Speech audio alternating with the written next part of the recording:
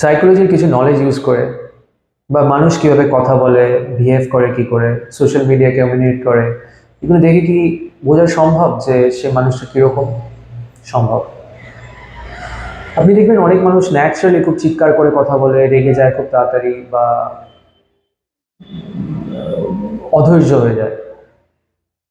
It's all about their childhood or past experience. ছোটবেলায় তাদের development needs কিভাবে fulfil হয়েছিল, ফ্যামিলি, বাবা মা, আত্মীয় স্বজন, বন্ধু বান্ধব, কাজিন, ফ্যামিলি, রিলেটিভস, এই সমস্ত কিছু তার উপর রেসপন্সিবল। এই চিৎকার করে কথা বলাটা অ্যাকচুয়ালি একটা ট্রমা রেসপন্স। তাদের হয়তো প্রপার অ্যাটেনশন সে পায়নি তার লাইফে, লোকে তার কথা শোনেনি, তাকে ভ্যালিডেট করেনি, অ্যাটেনশন দেয়নি, অ্যাপ্রিসিয়েট করেনি, এবং সে চিৎকার করে বা ইমপেশেন্ট হয়ে যায় লোকের অ্যাটেনশন নেওয়ার জন্য। তার মনে হয় যে আমি এগুলো করলেই লোকে আমার কথা শুনবে, নাহলে আমার কথা নর্মালি কেউ শুনবে না। অনেক সময় আপনি দেখবেন মানুষ খুব দামি দামি গাড়ি, বাড়ি, জুয়েলারি, ক্লোথস, এক্সপেন্সিভ জিনিস ফ্ল্যাশ করছে ইনস্টাগ্রামে, সোশ্যাল মিডিয়াতে।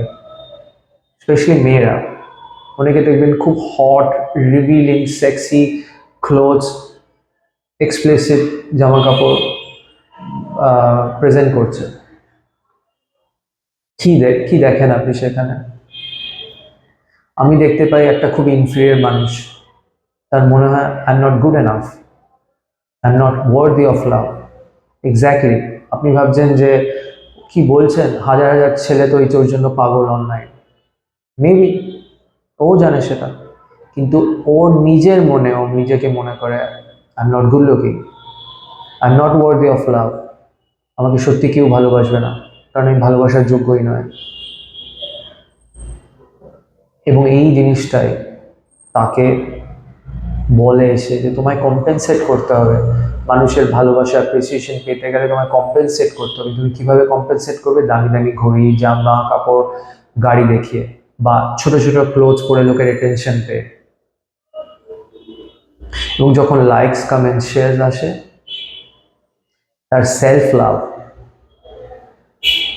তার নিজের জীবনে খুশি হওয়া পুরোপুরি ডিপেন্ডেন্ট ওই লাইক, কমেন্ট, শেয়ারের উপরে। এবং তার মনে হয় যে আমি যত লাইকস, কমেন্ট, শেয়ার পাবো আমার লাইফ তত সুন্দর হবে, কারণ ওটাই আমাকে নিজেকে ভালোবাসার একমাত্র উপায়।